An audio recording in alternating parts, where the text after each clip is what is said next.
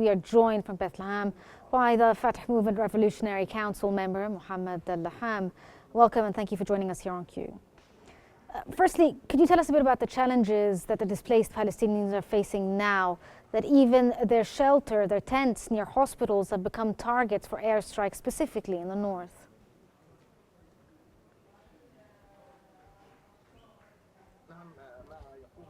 Yes, what the Israeli occupation is doing in northern Gaza is an application of Netanyahu's personal view in this regard. It's even developed a form of general's plan. This so-called general's plan, that was some of it was leaked to the Israeli media. It's based on making a siege and starving for months and weeks. Afterwards, the residents would leave northern Gaza to the south of Gaza. But it seems that this matter is accelerated, so this plan is changed from starvation to direct killing by this intensified striking and this great number of martyrs over the past few days, especially in Jabalia and Ben Ishela and the northern areas of Gaza. It also seems that the plan would include the north of Gaza, then inside the city of Gaza, so it means the whole area of the north of the Strip. As we can see, they target the hospitals in particular, so there would be no possibility for medication for the injured people. They also target the journalists. We here talk about tens of medical calibers, academic calibers, and we're also talking about more than 165 journalists, males and females, who died under the fire of the occupation since October 7th and until today, in a trial to hide and conceal the truth.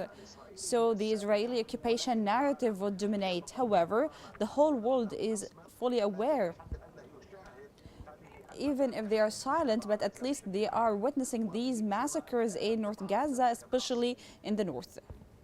Sir, we've seen a pattern of airstrikes by the Israeli army on several hospitals, including Al-Aqsa Hospital in Deir al-Balah. How does this fit into a larger pattern of targeting civilians and specifically medical infrastructure in Gaza? What do you think they're trying to achieve by doing this?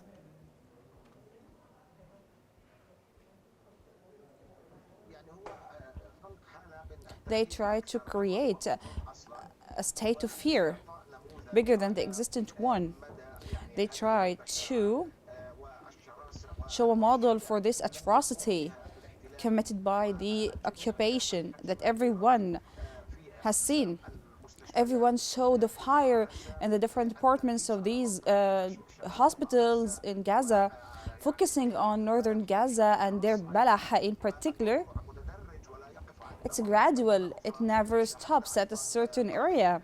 We have witnessed the killing in Rafah, Khan Yunis, and we have seen also manipulation by giving instructions and telling people that these areas are safe in north of Gaza and people can pass through. But in these days, yesterday and today, more than 10 people died in places that the Israeli army said that they are safe and everyone can move through. But manipulation is dominant here. Civilians and citizens were targeted in this area. Almost 10 people were killed in this so-called safe places. The main goal is the displacement of the residents of north of Gaza, generally to the middle and to the south. And we know very well that the southern area, especially the areas on the borders between Egypt and Palestine, known as Philadelphia Axis, including Rafah Cross Point, we know very well that the occupation army cut many spaces from this area to make it an isolating area.